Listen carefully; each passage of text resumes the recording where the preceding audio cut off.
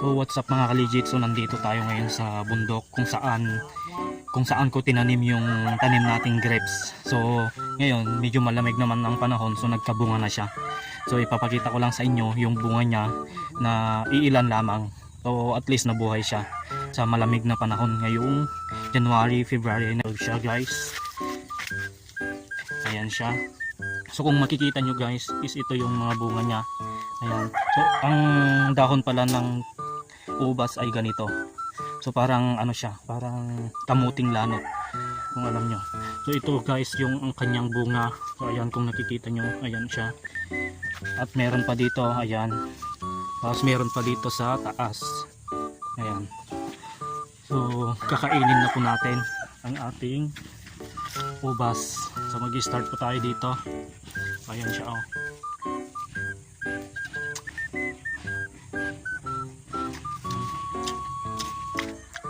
Ito pala guys is isang seedless na ubas. Ayan. Kakainin natin dito sa kanyang puno mismo.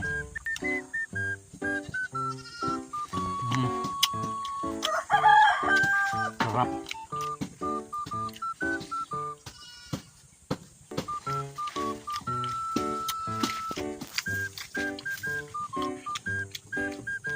Meron pa dito guys oh.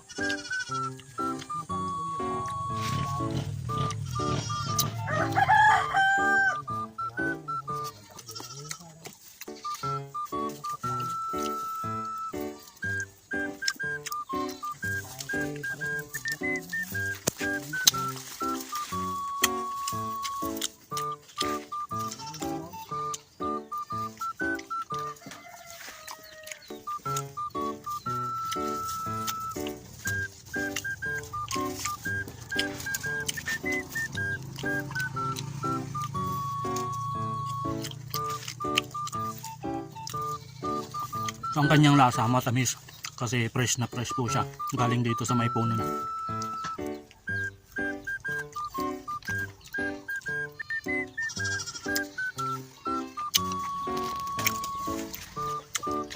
So ito po yung kanyang bunga guys.